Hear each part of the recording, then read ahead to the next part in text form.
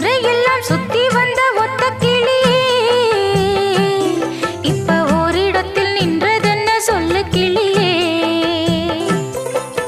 சொந்த பந்தம் யாருமின்றி வந்த கிளியே